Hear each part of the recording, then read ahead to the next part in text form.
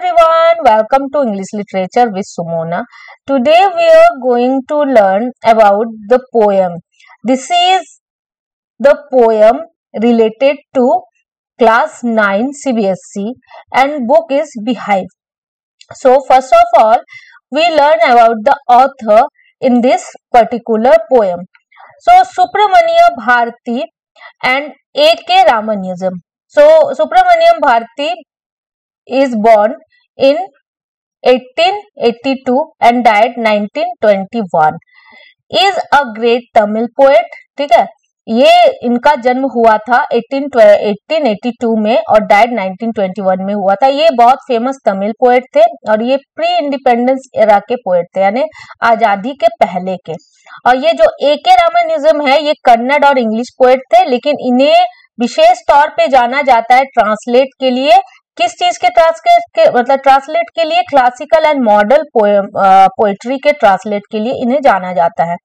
तो इन्होंने ये विंड पोएम को सुब्रमण्य भारती ने लिखा था तमिल में और इन्होंने इसी को इंग्लिश में ट्रांसलेट किया. ओके, थोड़ा सा ऑथर के बारे में जानना जरूरी होता है ना. अब स्टार्ट करते हैं पोएम को.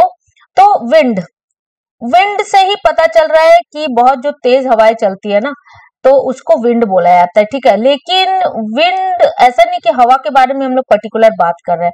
इस पोएम में पर्टिकुलरली जो ऑथर है ये बोलना चाहते हैं, the wind blows strongly and causes a lot of destructions.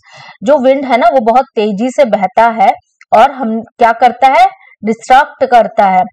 ठीक है, एवरीथिंग है ना, इन द नेचर, नेचर ही बोल सकते हैं, नेचर में हम लोग सबको ही है. तो नेचर की जितनी भी चीजें है ना, सबको क्या करता है? वो डिस्ट्रक्ट करता है. तो ये इसी चीज को रिलेट किए हैं हम लोगों के लाइफ से, कि हम लोगों की लाइफ भी कितनी ज्यादा डिस्ट्रक्ट होती है प्रॉब्लमों से. जब प्रॉब्लम आती है हम लोग के लाइफ में तो हम लोग घबरा जाते हैं. तो इसी चीज को पोएट ने कहा है कि हमें कभी भी घबराना नहीं चाहिए, हमें गिव अप नहीं करना चाहिए. बस उसी प्रॉब्लम को हमें डटकर सामना करना चाहिए.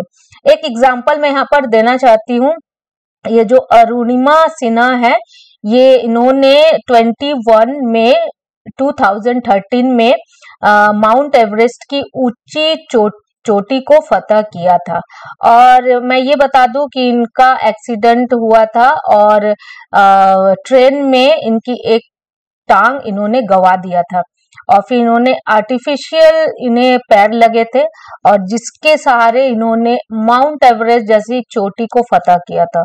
तो आप सोच सकते हैं कि फिजिकल डिजेबल भी अगर इंसान होता है, फिर भी अगर अपने मन में ताकत रखता है, स्ट्रांग रखता है, मतलब स्ट्रांगनेस, मतलब स्ट्रांग होता है अपने लाइफ के लिए, तो वो फिर कुछ भी कर सकता है. जैसे इवलिन ग्लीनी को हम लोग प्रीवियस जो चैप्टर उसमें पढ़ चुके हैं. तो उन्होंने भी अपने लाइफ में बहुत कुछ देखा है ना, यहाँ तक कि डीफ हो गई उनकी, एकदम सुन नहीं पाती थी वो, लेकिन फिर भी उन्होंने म्यूजिक में बहुत ऊंचा मकाम हासिल किया. उन्हें वो सारी चीजें मिली, उन्हें वो फेम मिला, नाम मिला जो अनदर म्यूजिशियन को भी नहीं मिला. ओके, तो यही मैं एग्जांपल देना चाहती थी कि ऐसा हुआ भी है. ऐसा नहीं कि खाली बोल दिए कि हाँ लड़ना चाहिए, हमें फेस करना चाहिए, ऐसा नहीं है. ऐसा हुआ भी है. तो बाय एग्जांपल हम लोग के आंख के सामने है, हम लोगों ने पढ़ा भी है इन चीजों के बारे में. ओके, तो अब लेट नहीं करते हुए हम लोग स्टार्ट कर देते हैं पोएम को. Line by line explanation. Wind come softly, don't break the shutters of the windows, don't scatter the papers, don't throw down the books on the shelf. अब ये जो ऑथर है ना, ये बोल रहे हैं विंड को कि तुम धीरे आओ और तुम जो विंडो के शटर्स है ना उन्हें मत तोड़ो. शटर्स यानी जो लगे होते हैं दरवाजे इसके खिड़कियों के, उन्हें मत तोड़ो. और पेपर को स्कैटर यानी इधर उधर मत बिखराओ. और बुक्स जो रखी हुई है सेल्फ में उन्हें नीचे मत गिराओ, क्योंकि हवा जब आती है तब क्या करता है? चारों तरफ सबको बिखेर के रख देती है. नेक्स्ट में देख लेते हैं. There look what you did, you throw them all down. फिर उन्होंने कहा कि देखो तुमने क्या किया, तुमने सारे चीजों को नीचे गिरा दिया.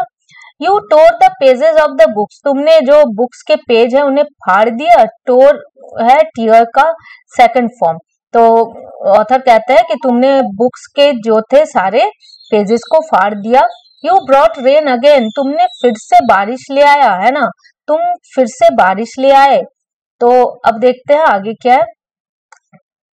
You are very clever as poking fun at weakling, तुम बहुत चालाक हो, तुम उन लोगों का मजाक उड़ाते हो जो कि वीक है, जो कि कमजोर हैं।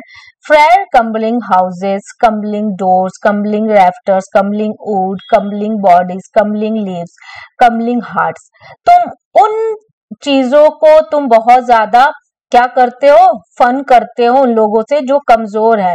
यहाँ पर पॉकिंग फन का मतलब मेकिंग फन ऑफ, और रेफ्टर्स का मतलब होता है sloping beam supporting of a roof. Okay, तो अब यहाँ बोला गया फ्रेल का मतलब होता है कि जो कमजोर होते हैं, असहाय होते हैं, जो कमजोर होते हैं। तो यहाँ बोला गया जो कमजोर घर है उन्हें तुम तोड़ देते हो, जो कमजोर दरवाजे उन्हें तोड़ देते हो, जो कमजोर छत है उन्हें तोड़ देते हो। क्रमलिंग वुड का मतलब है पेड़ों से, तो जब विंड आती है तो बड़े बड़े पेड़ क्या होते हैं, वो गिर जाते हैं। क्रमलिंग बॉडीज यानी ह्यूमन बींग से, क्रमलिंग लाइफ्स मतलब जो भी जी रहे हैं, जितने भी लाइफ्स हैं, क्रमलिंग हार्ट जो कि कमजोर हार्ट के हैं, इन सभी को तुम क्या कर देते हो, डिस्ट्रॉय कर देते हो। ओके, नेक्स्ट देख लेंगे। In the wind god winnows and crushes them all, he won't do what you tell him, so come let's build strong homes, let's join the doors family। अब इसमें बोला गया है जब अब वो गॉड को, विंड को गॉड की तरह लिया गया, क्योंकि पहले क्या होता था ना कि जैसे हार्वेस्टिंग का समय आता था तो पूजा किया जाता था, आग का पूजा किया जाता था। खैर अभी भी किया जाता है, ये तो रिचुअल है, लेकिन उस समय पर्टिकुलरली हर एक फेस्टिवल को, जैसे फसल काटना है, बारिश आना है ना, रेन गॉड है, तो सबका पूजा किया जाता है। तो यहाँ पर भी विंड को गॉड के लिए लिया गया है। तो यहाँ बोला गया है कि विनोज का क्या मीनिंग होता है, blow grain free of chaff, separate grain from husk by blowing on it. ये जो दो लेडीज यहाँ देख रहे हो, ये क्या कर रही है कि झटक रही है, ठीक है, गेहूं को झटक रही है। तो उसमें से जैसे गेहूं को झटकते हैं ना, तो क्या होता है कि उसमें से जो शेफ होते हैं ना, जो गेहूं की जिसको धुन बोलते हैं, तो वो अलग हो जाते हैं। क्यों? क्योंकि वो हल्के होते हैं, वो वीक होते हैं, अलग हो जाते हैं। लेकिन जो गेहूं होते हैं, जो ग्रेन्स होते हैं, वो क्या होते हैं, वो डटे रहते हैं, वो अपने जगह पे डटे रहते हैं, वो हिलते भी नहीं है, क्योंकि वो स्ट्रांग होते हैं और उनका कोई कुछ भी नहीं बिगाड़ सकता। तो इस टाइप का फीलिंग यहाँ पर पोएट बताते हैं कि गॉड के लिए, कि गॉड जिस तरह से, जैसे जो हल्के होते हैं ना, वो क्या होते हैं कि वो अलग हो जाते हैं। विंड गॉड है, जो एकदम कमजोर होते हैं वो उनको अलग कर देता है, जो स्ट्रांग होते हैं उनको अलग कर देता है। Okay, he won't do what you tell him. अब इसमें बोले हैं ऑथर ने कि वो ऐसा नहीं करेंगे, हवा को अगर तुम बोलोगे कुछ भी करने तो वो नहीं सुनेगा, वो तुम्हारी बात नहीं सुनेगा। तो फिर क्यों ना हम ही अपने आप को बदल लें। कैसे बदले? इसका मीनिंग ये है कि अगर लाइफ में कभी भी डिस्ट्रैक्शन आता है, कुछ ऐसा आता है कि जिससे हम लोग बहुत ज्यादा कमजोर पड़ जाते हैं, टूट जाते हैं, तो अब हमें क्या करना चाहिए? So come let's build strong homes. Strong homes का मतलब है कि हम लोग अपने आप को क्यों ना स्ट्रॉन्ग कर ले। Let's join the doors formally, क्यों ना हम दरवाजे को बिल्कुल दृढ़ता और मजबूती के साथ बंद कर लें, ताकि प्रॉब्लम्स आ ही ना सके, और अगर आ भी जाए तो उनको हम लोग प्रॉपरली फेस कर सके। Next, practice to form the body, मतलब इस सारे चीजों को हमें अपने बॉडी में प्रैक्टिस करना चाहिए। कैसे प्रैक्टिस करना चाहिए?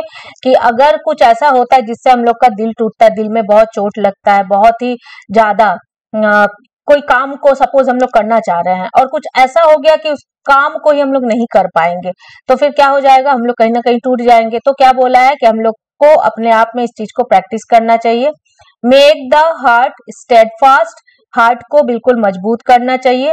Do this and the wind will be friend with us, तो बोला ऐसा करो, ऐसा करने से क्या होगा कि जो विंड है ना, जो प्रॉब्लम्स है ना, वो हमारी फ्रेंड बन जाएगी। The wind blows out weak fires, he makes strong fires roar and flourish, his friendship is good, we praise him every day. अब बोला गया एक और यहाँ पर एग्जाम्पल लिया गया है किस चीज का एग्जाम्पल है कि अगर कोई हल्की सी फायर आग होती है ना तो जल्दी से हवा के झोंकों से बुझ जाती है। मान लीजिए एक दिया जलाते हैं या माचिस की तीली जलाते हैं तो हल्का सा भी अगर हवा चलता है ना वो क्या हो जाती है, बुझ जाती है। तो ये किस चीज से रिलेट करते हैं, वीक ह्यूमन बीइंग से, कि जो वीक होता है। लेकिन अगर बहुत ज्यादा तेज अगर आग कहीं पर जली होती है, अगर वहां पर हवा आता है ना, तेज हवा आता है, तो क्या होता है, बुझता नहीं है, ये और ज्यादा फ्लरिश होके जलता है। तो यहीं पर जो ऑथर है यही चीज बताना चाहते हैं। अगर हम लोग वीक बने रहेंगे ना तो हम लोग को कोई भी क्या कर देगा, हिला देगा, या फिर हम लोग अपने आप में गिव अप कर लेंगे। लेकिन अगर हम लोग स्ट्रांग बने रहेंगे कि नहीं, हम लोग जो चाहते हैं हम लोग उसको पा के ही रहेंगे, हम लोगों को उससे कोई नहीं हिला सकता, तो फिर क्या होगा, हम लोग उस चीज को एक ना एक दिन जरूर पालेंगे। क्यों? क्योंकि जो मनोबल होता है, जो ताकत होता है, वो बहुत बड़ा होता है।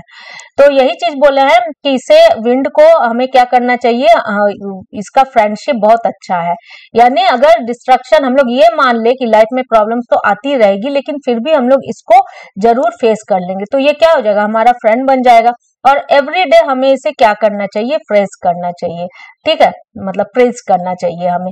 तो यही चीज बोला गया, हमें इससे डरना नहीं चाहिए प्रॉब्लम से, बल्कि हमें लड़ना चाहिए हर एक प्रॉब्लम से और गिव अप नहीं करना चाहिए लाइफ में।